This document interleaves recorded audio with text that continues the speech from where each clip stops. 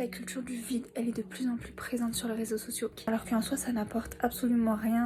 J'ai l'impression que la culture du vide, c'est devenu le nouveau Abrèche Frères. Barder de contenus qui sont vachement superficiels, assez courts et qui nous donnent une sorte de gratification assez rapide au lieu de nous pousser à la réflexion et ainsi nous enrichir. Ok, bon, c'est peut-être un truc que t'as certainement dû voir passer ces derniers temps. Tu t'es peut-être déjà arrêté sur le concept ou alors au contraire tu te dis non merci, ça ressemble à un truc de troll, c'est pas fait pour moi. Et si je te dis ça, c'est parce que ça a été ma première réaction. Au début, ouais, je me suis dit bah évidemment que les réseaux sociaux, c'est un peu vide. Parce que même si j'aimerais bien vous dire que le contraire est possible, pour moi, c'est le concept de base. Facebook, quand il est arrivé, c'était il y a des années, et moi, de mémoire, je crois que c'est le premier réseau social que j'ai eu l'occasion d'utiliser. Bah, à la base, c'était juste pour partager notre quotidien. Même si au final, ça revenait à découvrir ce que Tata Françoise avait mangé au dîner la veille, ou alors le fait que ta pote Julie n'arrivait pas trop à dormir ce soir. Les réseaux sociaux, à la base, c'était vraiment le joyeux petit monde des bisounours où tout le monde racontait sa life, même si on n'en avait rien à faire. C'était mignon à notre échelle. Parce qu'il s'est vite passé un truc. Comme pour toute innovation, après l'écriture, le cinéma, la télévision,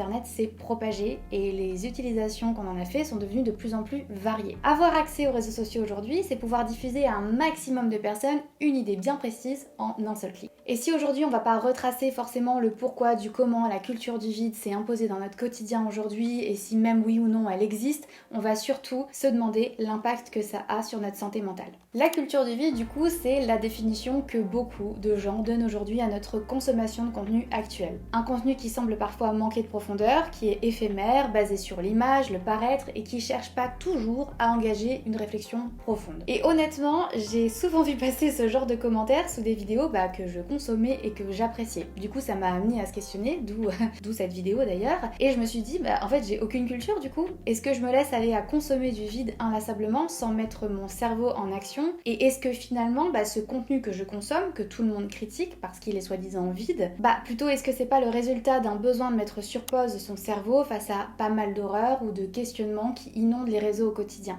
Mais nos réseaux sociaux, nos feeds, entre guillemets, s'ils sont mal calibrés, si on a le malheur une seule fois de nous attarder quelques secondes de trop sur la mauvaise vidéo, vous pouvez être sûr que vous allez plonger rapidement dans un univers qui vous empêche de fermer l'œil le soir. Et ce contenu de la culture du vide, s'il fait autant parler ces derniers mois, voire années, c'est parce qu'il reflète en partie notre époque, où la rapidité, l'instantanéité prime, et où nos interactions finalement se font souvent à travers de symboles, d'images, plutôt que de longs échanges. D'ailleurs, il y a Hélène Leuillet qui a écrit un ouvrage qui s'appelle Le vide qui est en nous. Elle nous invite à réfléchir sur le vide qui est inhérent au langage finalement et à nos échanges parce que on participe peut-être un peu tous à cette culture du vide. Mais du coup, on critique les réseaux sociaux, mais finalement, ça serait peut-être toutes nos interactions, nos échanges au quotidien qui perdent peu à peu un peu de sens. Et oui, peut-être que parfois, on fait le choix de cette culture du vide parce qu'elle nous rassure, elle nous apaise, elle nous procure finalement des choses, des émotions qu'on oublie trop souvent de mentionner, mais ça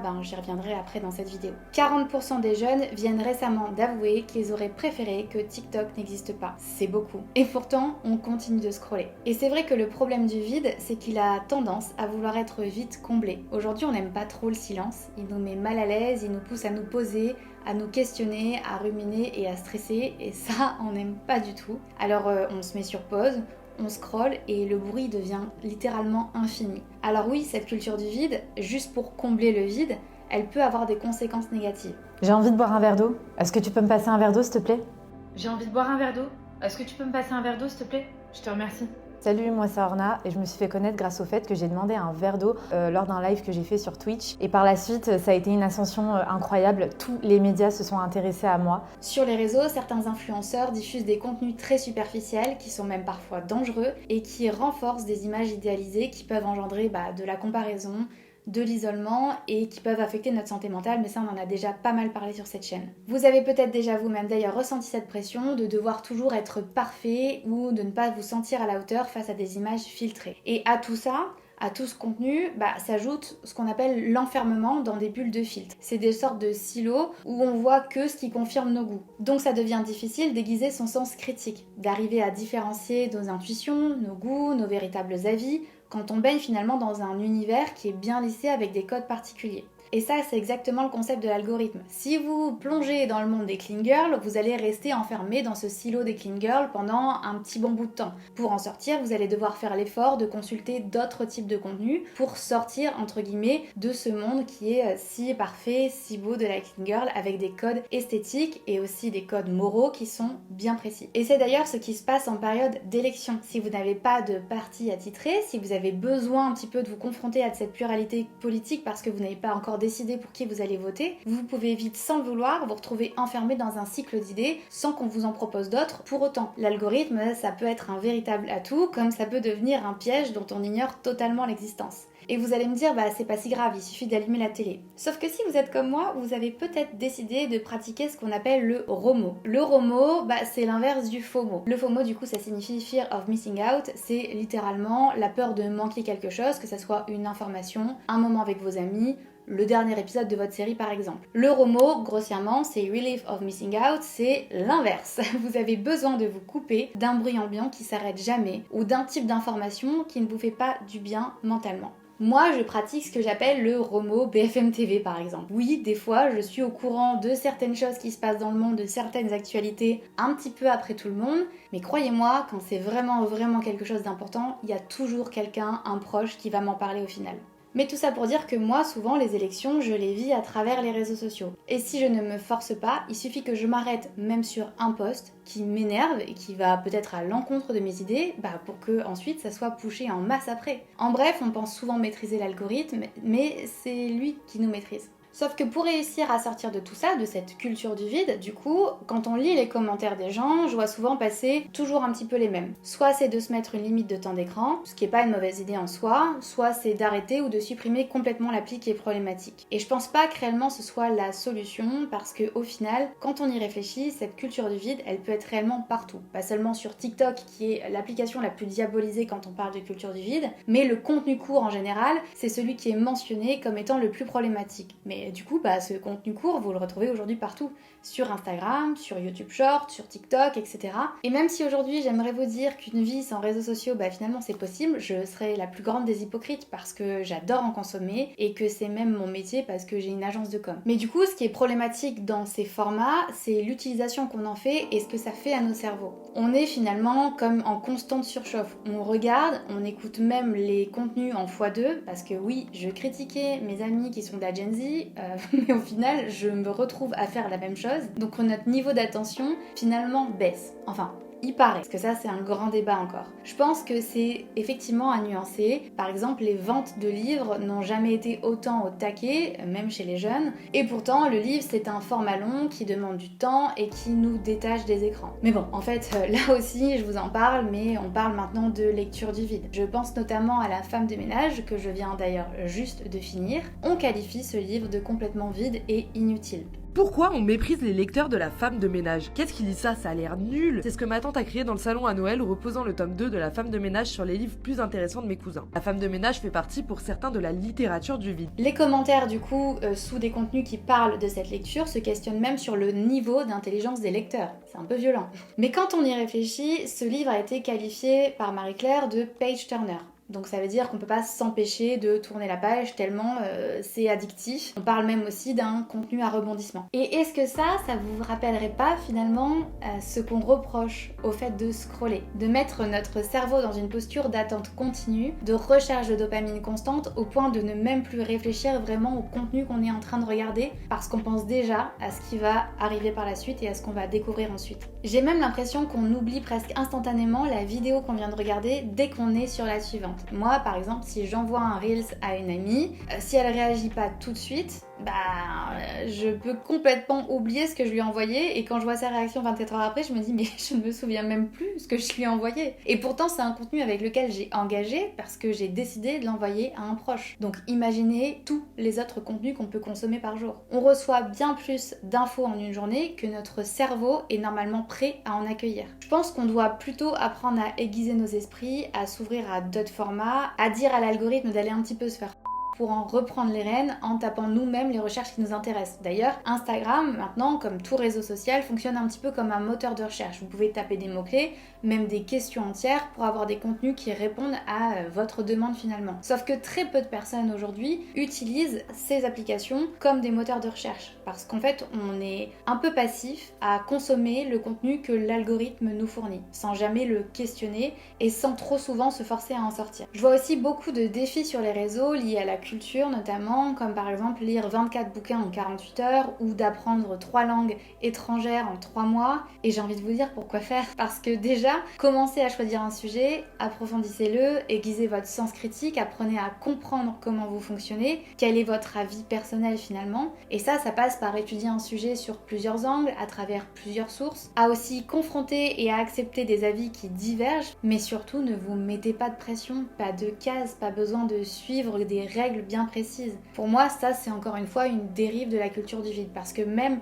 si la culture, la profondeur devient un challenge pour stimuler les vues et les apparences, alors ça revient à le faire pour de mauvaises raisons. Et puis, je vais pas parler que de la mauvaise culture du vide parce qu'encore, j'aurais pu vous raconter tellement de choses, mais cette vidéo pourrait durer environ 2 heures, donc on va s'arrêter là. Mais surtout, le but de ces vidéos sur cette chaîne, c'est d'alerter, mais surtout de rassurer et de donner des pistes pour mieux comprendre comment tout ça nous manipule, pour en reprendre les rênes finalement. Parce qu'on va pas se mentir sur un truc, la culture du vide, ça peut aussi avoir du bon, et ça, je le vois très peu souvent passer. Je vous l'ai dit au début, je consomme ce genre de contenu, et ça me fait parfois du bien, parce que comme pour tout dans la vie, tout est une question d'équilibre, toujours. Parfois, nos cerveaux, ils ont juste besoin de se mettre sur pause. On est à une époque aujourd'hui où on peut avoir accès à n'importe quelle information à n'importe quel moment. On peut être confronté à des horreurs sans y être préparé psychologiquement. Par exemple, vous scrollez sur votre téléphone, en 2 minutes chrono, vous pouvez très bien avoir une vidéo d'un chat trop mignon en train de faire des câlins de chat, et 2 secondes après, vous avez une vidéo d'images de guerre finalement. Donc on peut vraiment se questionner sur la hiérarchisation que ça donne à nos cerveaux d'avoir toutes ces informations qui s'enchaînent alors qu'elles devraient pas se retrouver au même endroit en aussi peu de temps. Mais il peut aussi y avoir ce qu'on appelle un gros réflexe de protection. Parce que quand on n'est pas prêt à voir certaines images, c'est pas étonnant qu'on compense avec une farandole de vidéos d'animaux mignons pour ne pas plonger dans une anxiété constante. Avant, on regardait les infos, on était préparé psychologiquement parce que on sait très bien que pendant les infos, on va avoir pas mal de mauvaises nouvelles. Maintenant, vous êtes aux toilettes, vous scrollez et vous pouvez avoir un contenu horrible sans y être forcément préparé, sans l'avoir demandé et sans être prêt psychologiquement à l'accueillir. Alors oui, du coup, ces contenus plus vides, je les vois parfois comme une respiration pour nous permettre de fermer l'œil le soir. Et tout ça même si effectivement on sait que c'est notre devoir d'être au courant et de ne pas ignorer tout ce qui se passe. C'est pas pour rien que les contenus ASMR ont explosé face à un besoin assez unique. Les gens ont besoin de s'apaiser, de se détendre et de s'endormir, quitte à ce que ce soit devant une vidéo. Les gens ont globalement une santé mentale fragile. Alors je suis pas du tout familière de ce type de contenu basé sur le son. Il paraît qu'on est soit très réceptif, soit pas du tout. Moi je le suis clairement pas. Mais par contre j'adore ce que j'appelle l'ASMR visuel. Regarder quelqu'un ranger, nettoyer, retaper un meuble, ça me détend. Et même si la plupart du temps ça m'apporte pas grand chose, et ça ne me cultive pas non plus. Ces vidéos, elles ont peut-être pas vocation à nous instruire, mais elles offrent une véritable parenthèse de calme et de détente dans nos vies. Et c'est la même chose pour les contenus dits aesthétiques, avec des images harmonieuses et des décors soignés. Ça peut procurer une sensation de fascination. On parle d'ailleurs de romantisation du quotidien parce que ça nous rappelle que le beau peut se trouver un peu partout, chaque jour, dans des moments de simplicité par exemple, et ça peut apporter une grande satisfaction et un sentiment de bien-être. Ces expériences du coup visuelles et sensorielles, ça nous invite à apprécier le moment présent sans chercher nécessairement à tout comprendre ou à tout analyser. Maintenant, beaucoup vont parler du côté marketing et capitaliste de ce type de contenu et je suis un petit peu d'accord. Et d'ailleurs, j'ai déjà fait une vidéo sur le sujet, sur les tendances esthétiques, donc n'hésitez pas à la regarder si ça vous intéresse. Mais du coup, si certains contenus peuvent sembler vides de sens,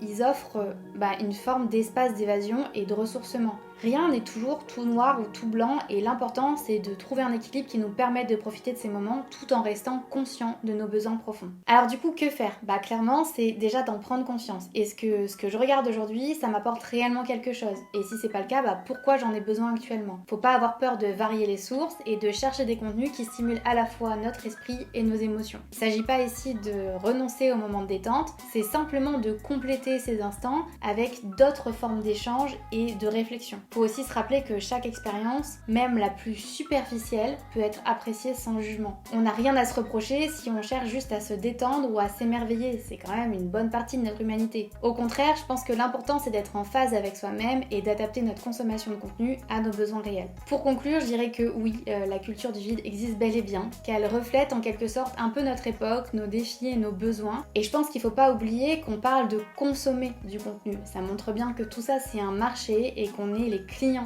La valeur qu'on leur offre c'est notre temps et qu'on peut aussi choisir comment on le distribue et choisir comment on va se nourrir avec. Maintenant, c'est inutile de culpabiliser à tout bout de champ. Dites-vous qu'à l'époque, les romans qui étaient basés du coup sur l'imagination effrayaient le monde parce qu'on avait peur qu'en lisant ce type d'histoire, ça nous fasse perdre finalement notre taux d'intention sur des ouvrages qui étaient dits plus sérieux de l'époque. Faire les choses en conscience, ne pas s'enfermer et s'isoler, c'est maîtriser la culture du vide au lieu de la laisser nous contrôler. Voilà, j'espère que cette vidéo vous a plu. Moi en tout cas, ça a été un vrai plaisir de la faire. J'ai fait pas mal de recherches et je suis tombée sur des vidéos qui sont littéralement des grosses pépites, donc je vous les mettrai en barre d'infos si ça vous intéresse de continuer de creuser le sujet. De mon côté, j'avais vraiment envie de me questionner sur ce type de contenu par rapport à notre santé mentale parce que c'est plutôt le sujet de la chaîne. Donc j'espère que ça vous a plu, n'hésitez pas à me le dire en commentaire et dites-moi aussi, vous, si vous avez l'habitude de consommer ce type de contenu, ce que ça vous fait ressentir comme émotion, si vous aussi vous avez tendance à culpabiliser, à avoir une impression de perdre du temps, alors qu'en fait, quand on y réfléchit, ça nous apporte peut-être quelque chose qui n'est pas de l'ordre de l'intellectuel, mais plutôt de l'ordre de l'émotionnel. Sur ce, je vous dis à bientôt, merci d'avoir regardé cette vidéo, n'hésitez pas à vous abonner à la chaîne et surtout, prenez soin de vous.